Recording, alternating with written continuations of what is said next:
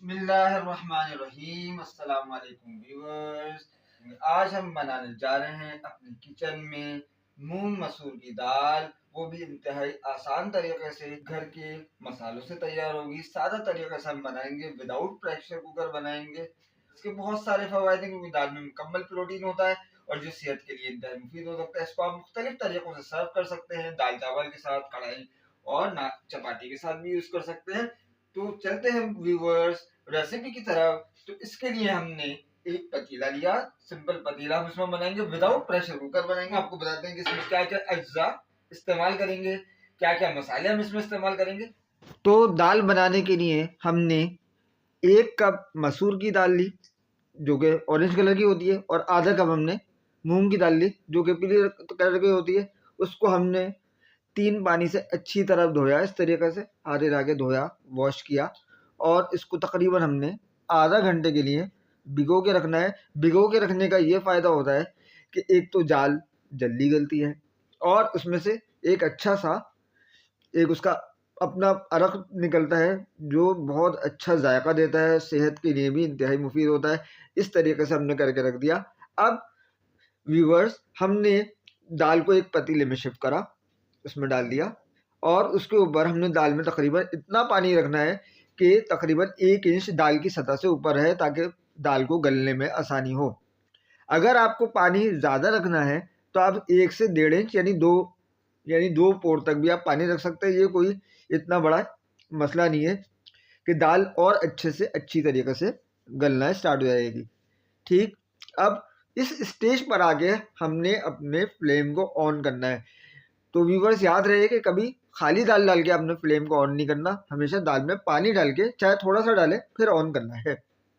ठीक है, अब हमने इसमें सबसे पहले एक बारीक कटी हुई प्याज, एक अदद दरमियाने साइज की, इस तरीके से करके, या तो थोड़ा मोटा मोटा काट लें, इसमें कोई फास्ट या कानून नहीं है कि कोई बारीकी स्लाइस करनी है। नॉर्मल आपने कटी हुई प्याज आपने इसमें एक अदद दरमियाने साइज की शामिल कर देनी है, इस तरीके से। ठीक, देखिए आहिस्ता आहिस्ता दाल का पानी गर्म हो रहा है और ये मीडियम आंच पर होगा। उसके बाद हमने एक फ्लेवर का टच दिया। आमतौर पर दाल में लहसुन अदरक डलता है, लेकिन हमने फ्लेवर का टच करने के लिए, यूनिक जायका पैदा करने के लिए, आधा चाय का चमचा लहसुन अदरक का पेस्ट इसमें शामिल कर दिया। ठीक है, हस्बे जायका नमक या 1 टीस्पून आपने इस तरह, ये इतनी मकदार की दाल के लिए काफ़ी होगा ये नमक, वो हमने शामिल कर दिया। और साथ में 1 टेबल स्पून के करीब लाल मिर्च का पाउडर, पिसी हुई लाल मिर्च का पाउडर, या अकॉर्डिंग टू योर टेस्ट हस्बे जायका आप इसमें शामिल कर सकते हैं। उसके बाद 1/4 चाय का चमचा हमने हल्दी इस्तेमाल करनी है। ये बहुत मुफीद होती है हल्दी, जोड़ों के दर्द के लिए, बहुत सारी चीज़ों में फ़ायदेमंद। इसके बाद आपने अच्छी तरीके से इस मिक्सचर को, जिसमें तमाम मसाले, लहसुन अदरक का पेस्ट, प्याज, इस तरीके से आपने शामिल कर देना है और इसको एक दफ़ा स्पून की मदद से मिक्स कर देना है और अपनी आँच को मीडियम फ्लेम पर रखना है। अब इसको हमने दाल कवर करके या ढक्कन लगा के दाल को उबाल आने तक का इंतज़ार करना है, और इसी दौरान हम वक्फे वक्फे से इस तरीके से हमने अपना वुडन स्पून, लकड़ी का चमचा चलाते रहना है। ये देखिए इस तरीके से, ताकि दाल के गलने का जो अमल है वो शुरू हो जाए, स्टार्ट हो जाए, और वक्फे वक्फे से हमने अपनी दाल को चेक भी करते रहना है। ये देखिए आहिस्ता आहिस्ता इस स्टेज पर आके इसमें बॉयल आना शुरू हुआ है और हम अपना ये वुडन स्पून यानी लकड़ी का चमचा हमने चला रहे हैं। ये देखें ये बॉयल आना शुरू हुआ, हमने इसको कवर करके ढक दिया। ये देखिए, अब कवर करके ढकने के बाद हमने कवर रिमूव करना है, और अब इसका जो अमल है, जो मेन इसका अमल है जिससे दाल का जायका बरकरार है, हमने दाल को घोटना है। जितना ज़्यादा दाल को इस चमचे से यानी वुडन स्पून की मदद से घूमेंगे, उतना अच्छा जायका ये मूंग मसूर की दाल का निकल कर आएगा। और ये दाल सेहत के लिए इंतहाई मुफीद होती है, जैसा कि पहले मैंने आपको इंट्रो में बताया कि बहुत ज़्यादा इसके फ़वायद हैं, मुकम्मल प्रोटीन है। और इसके बाद ये देखिए इस तरीके से अब आपने देखना है कि जब दाल आपकी गाढ़ेपन पर आ जाए, हमने इतना इसको घोटा कि अब इसको अच्छी तरीके से हमने भूनना है। दाल भी भुनी जाती है, सब मसाले भुने जाते हैं।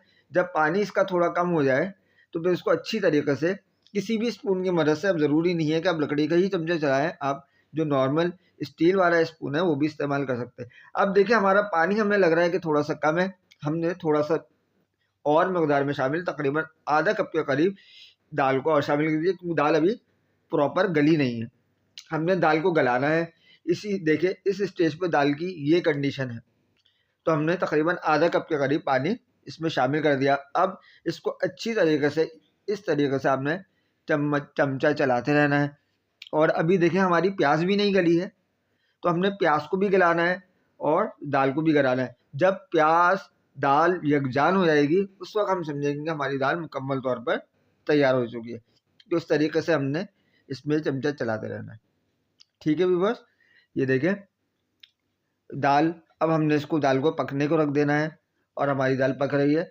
चाहे ढक्कन हटा के रखें, बेहतर है कि कवर करके रख दें। तो हम अब इस स्टेज पर आके ये देखिए हमने आधा कप के करीब शामिल कर लिया। अब इसको हमने कवर करके ढक्कन लगा के रख दिया।